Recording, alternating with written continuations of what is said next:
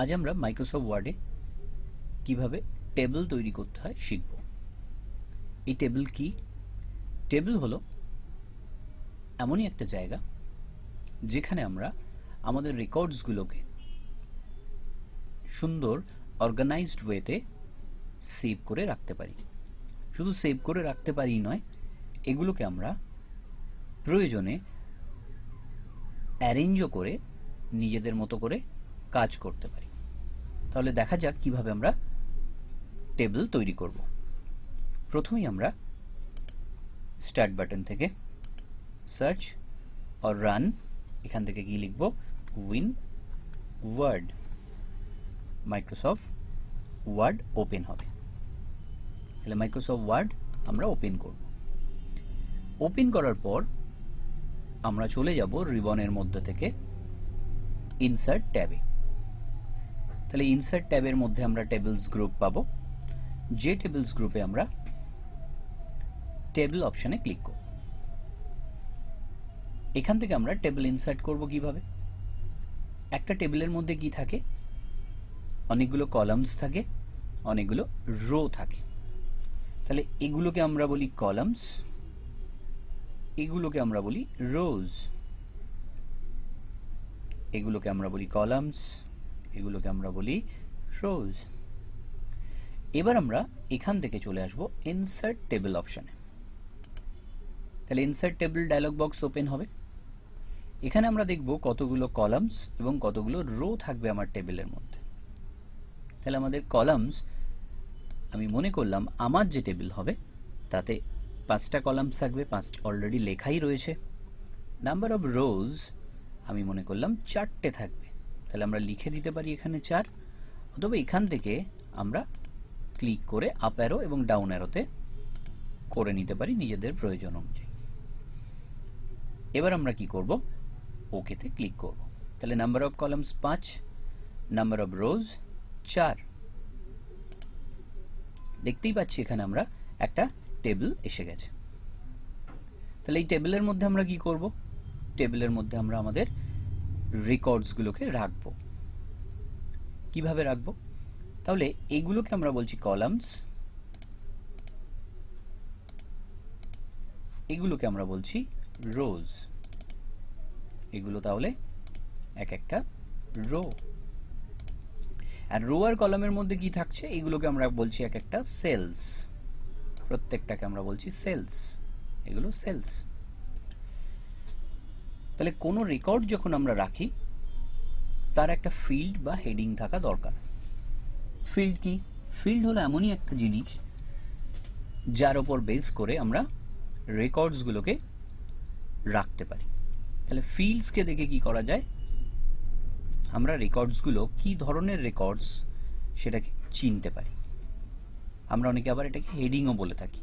তাহলে এই ফিল্ডসগুলো আমরা কলামে লিখে ফেলবো। তাহলে ফিল্ডস কি হয়? সবসময় কলামে লেখা হয়। ফিল্ডস কি?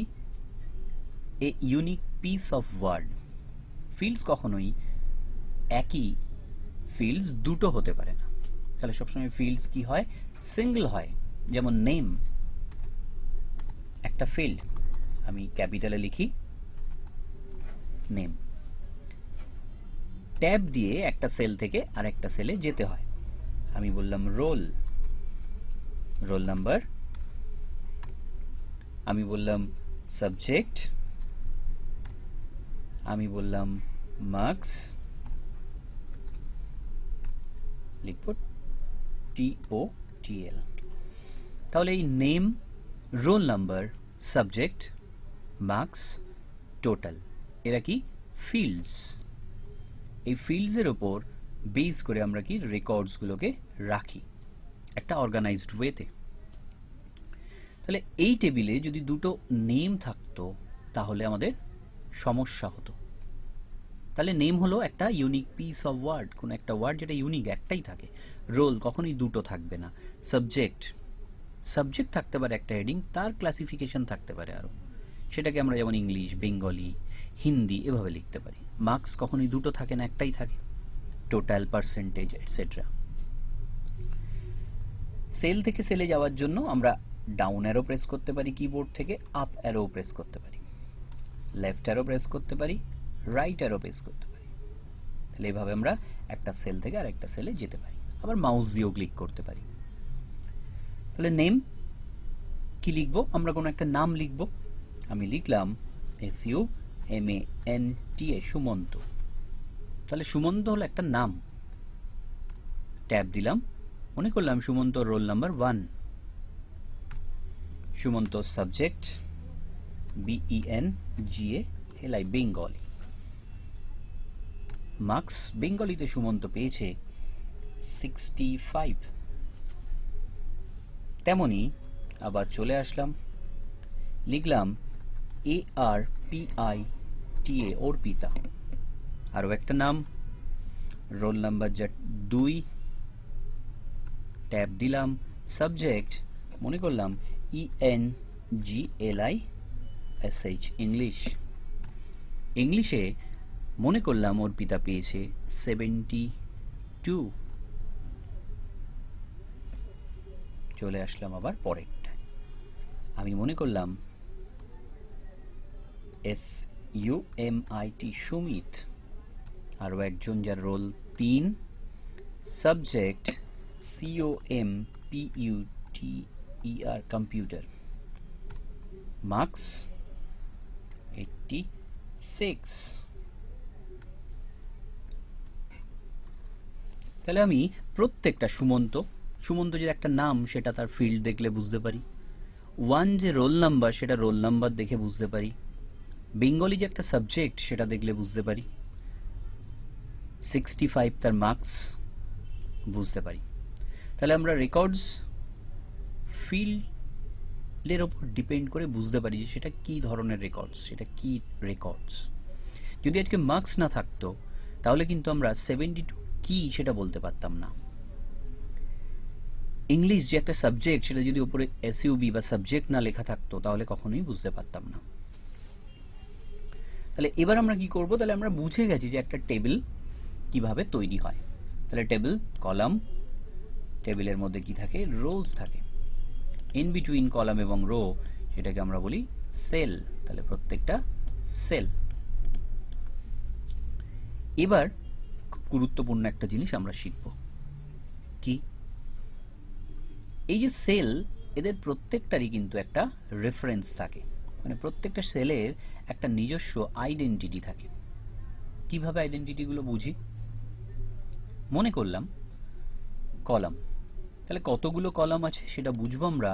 কলাম কিভাবে আইডেন্টিফাই হয়? A B C D E করে আইডেন্টিফাই হয়। আমি একটু লিখে ফেলি। তাহলে এখান থেকে আমি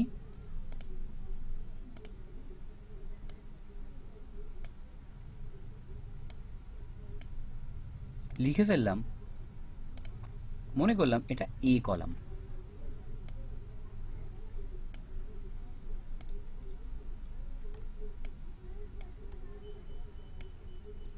এগুলোকে কপি করে নিচ্ছি, কন্ট্রোল মাউস ড্র্যাগ করে আমরা কপি করতে পারি। এটাকে মনে করলাম B কলাম, এটাকে লিখলাম C কলাম,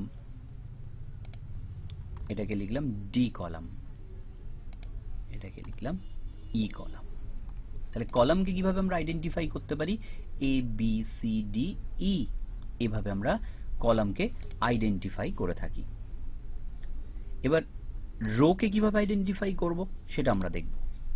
তাহলে রোকে আমরা আইডেন্টিফাই করি 1 2 3 4 করে। কিভাবে?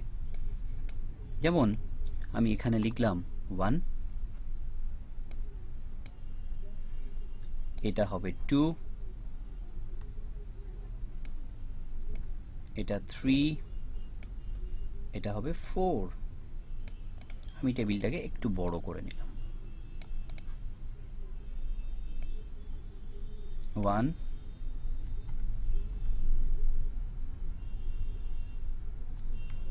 2 3 and 4।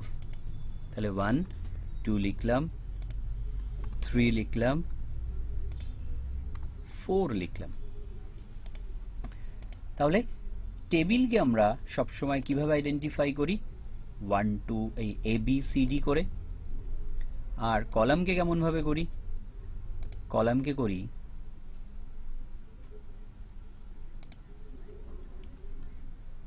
A B C D এভাবে, আর রোকে করি 1 2 3 4 করে। ওকে, আরও একবার, কলামকে আমরা A B C D E F করে কাউন্ট করি, রোকে আমরা 1 2 3 4 করে কাউন্ট করে থাকি। তাহলে আমরা বুঝতে পেরেছি একটা টেবিলকে কিভাবে আমরা আইডেন্টিফাই করি। এবার আমরা সেলকে কিভাবে চিনব। সেলকে চিনব সবসময় আমরা কলাম এর সাথে আমরা রো এর নাম্বারকে মাল্টিপ্লাই করে ফেলব। তাহলে নেম যেখানে আছে, এই যে সেলটা আছে এটাকে আমরা বলবো A1 বিকজ A1, বি এটাকে বলবো B1, বি এর সাথে 1 কে মাল্টিপ্লাই করব, C1, D1, E1। তাহলে এটাকে যদি আমরা ভাবি তাহলে এটা কি হবে, B3, C3, এটাকে আমরা বলবো C3, তেমনি এটাকে আমরা বলবো E2। তাহলে এভাবে কলামের সাথে রোকে আমরা মাল্টিপ্লাই করে, গুণ করে কি করি, সাথে সাথে সেলের রেফারেন্সকে বার করে ফেলি, সেল রেফারেন্স তৈরি করে ফেলি। এবার কি দেখব, এবার যেটা আমরা দেখব সেটা হলো লেখা আছে টোটাল। তাহলে আমরা টোটাল কিভাবে ক্যালকুলেট করব। টেবিলে এরকম অনেক কিছুই করা যায়, টোটাল, পার্সেন্টেজ, অ্যাভারেজ। তাহলে এগুলো আমরা বার করতে পারি। কিভাবে করব, টোটাল। তাহলে এবার আমরা শিখব টেবিলে কিভাবে ফর্মুলা ইউজ করে কোনো ক্যালকুলেশন করতে হয়। তাহলে আমরা টোটাল যেখানে ক্যালকুলেট করব সেখানে কার্সারটাকে রাখবো, যেখানে ক্যালকুলেট করব, কারণ কার্সার যেখানেই থাকে সেখানেই কোনো কিছু ইনসার্ট হয়, কিছু লেখা যায়। তাহলে আমরা টোটালে কি করলাম, কার্সারটাকে রাখলাম, রাখার পর আমরা চলে যাব layout tab, formula.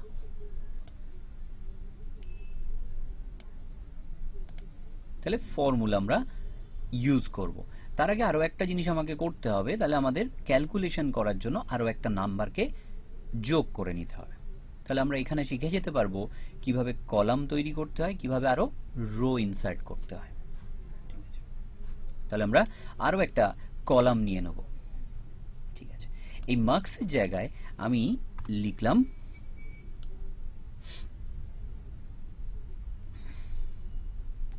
ENGLISH, English.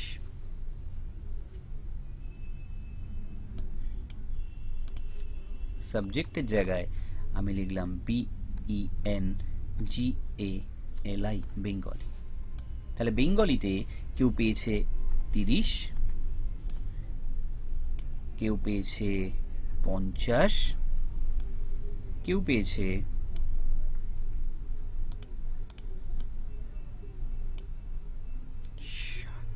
60, ইংলিশে পেয়েছে 65, 72, 86। ঠিক আছে, আগে আমরা দেখি কিভাবে টোটাল ক্যালকুলেট করব। তাহলে টোটাল ক্যালকুলেট করব, লেআউট, ফর্মুলা।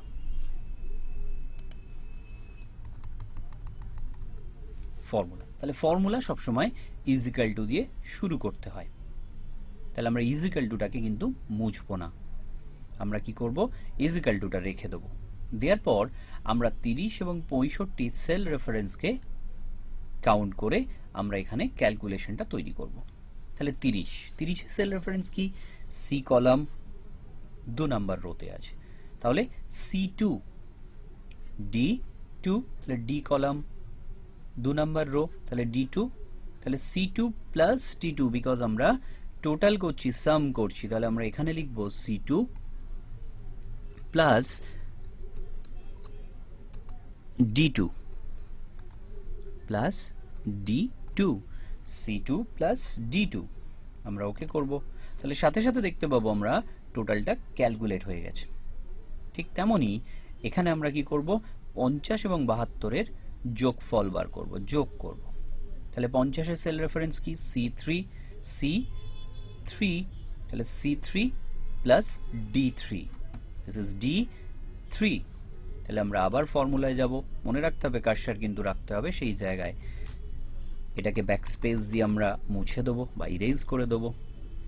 লিখব C3 প্লাস D3, ওকে করব।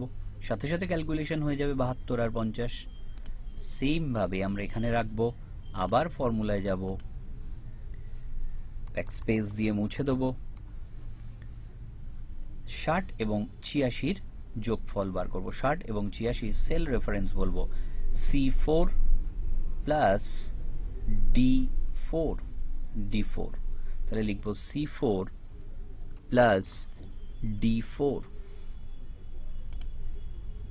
তৈরি করে ফেললাম আমরা টেবিল, এবং টেবিলের মধ্যে কি আমরা যোগফলও বার করে ফেললাম।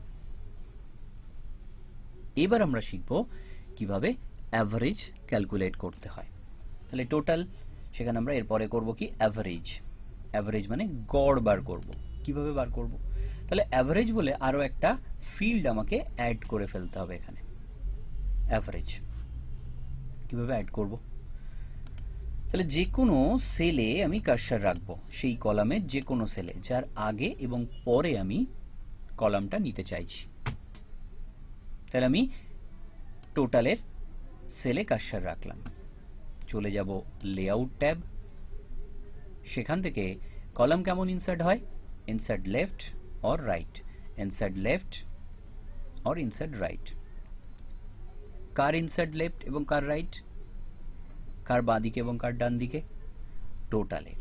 তাহলে আমরা টোটালের পরে অ্যাভারেজ করব, ইনসার্ট রাইট। তাহলে আমরা এখানে কি দেখতে পাবো? সাথে সাথে অ্যাভারেজ লেখার জন্য একটা কলাম এসে গেছে। তাহলে আমরা অ্যাভারেজটা লিখব। কিভাবে লিখব? লিখে ফেলেছি এর মধ্যে। এবার আমরা অ্যাভারেজ ক্যালকুলেট করব। তাহলে সেই ফর্মুলা কার্সার রাখবো,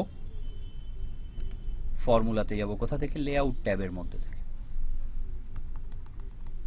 মুছে দেবো, ইজ ইকুয়াল টুটা সবসময় রাখবো বলেছি, অ্যাভারেজ। তাহলে অ্যাভারেজের ফর্মুলা কি? অ্যাভারেজ কিভাবে ক্যালকুলেট করি আমরা? Total cell reference, total divided by number of total number, total divided by number of total number. টোটালের সেল কত? 95। আর কতগুলো নাম্বার নিয়ে টোটাল হয়েছে? 1 2 3। কতগুলো সাবজেক্ট? দুটো সাবজেক্ট, 1 2, 1 and 2। তাহলে total cell reference 95, this is E2। তাহলে আমরা এখানে লিখব E2 divided by number of total number. কতগুলো? দুটো, 1 2, 1 2, সেজন্য আমরা 2 লিখব। ওকে, তাহলে অ্যাভারেজ বেরিয়ে গেল। আবার কার্সার রাখলাম, ফর্মুলাতে গেলাম, ব্যাকস্পেস দিয়ে এটাকে মুছে দিলাম। 122 এর সেল রেফারেন্স ধরবো। কত? E3, this is E3, E1 E2 E3। E3 divided by কতগুলো সাবজেক্ট, কতগুলো নাম্বার? 2, 1 2। ওকে, রাখলাম আবার কার্সার। সুমিতেরও অ্যাভারেজ বার করব, অ্যাভারেজ মার্কস। মুছে দেবো এটাকে আবার ব্যাকস্পেস দিয়ে, ইজ ইকুয়াল টু রাখবো, মুছবো না। 146 146 এর সেল রেফারেন্স কি? E4, this is E1 2 3 4, E4 divided by number of total number 1 2। আবার আমি 2 লিখলাম। ওকে, তাহলে এভাবে আমরা অ্যাভারেজ বার করে ফেললাম। এবার এখানে আমরা দেখতে পাচ্ছি যে ডেসিমাল প্লেসেস রয়েছে, দশমিক রয়েছে। এগুলোতে দশমিক নেই, তাহলে আমরা কি করতে পারি? এগুলোরেও আমরা দশমিক ইউজ করতে পারি। কিভাবে? 61 পয়েন্ট, তাহলে এরপর কি আসবে? 00 আসবে। এরপরেও কি আসবে? 0.00, ঠিক আছে, বা 0.0 যে কোনো। এখানে আমরা 2 ডেসিমাল ইউজ করব। এখানে 1 ডেসিমাল রয়েছে, পয়েন্টের পর একটাই আছে ডিজিট, আমরা দুটো করে ইউজ করব। তাহলে রাখলাম কার্সার, যেখানে আনতে চাই ডেসিমাল নাম্বার ইউজ করব। এগেইন ফর্মুলায় গেলাম, নাম্বার ফরম্যাট অপশন, পাশে ড্রপ ডাউন মেনুটা ওপেন করব, লিস্ট, দেখতেই পাচ্ছি পয়েন্টের পর দুটো ডিজিট এবং পার্সেন্টেজ, এটা নেব পয়েন্টের পর দুটো, ওকে, আবার নেব,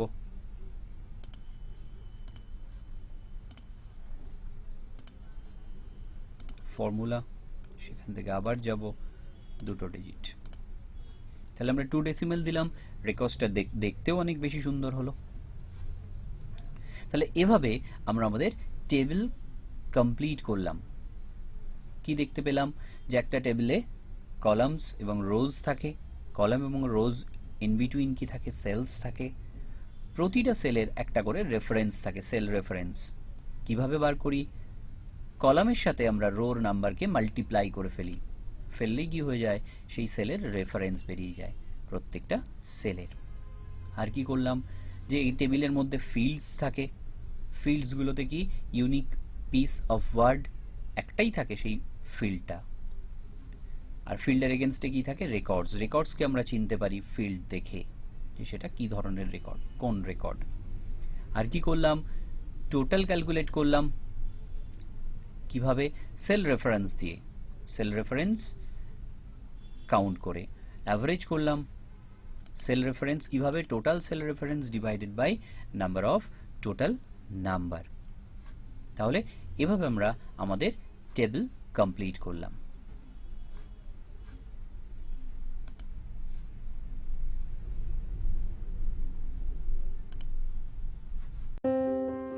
ভিডিওটি লাইক করো, শেয়ার করো, আর অনলাইন ক্লাসে অংশগ্রহণ করার জন্য ইশেখা চ্যানেলটি এখনই সাবস্ক্রাইব করে নাও।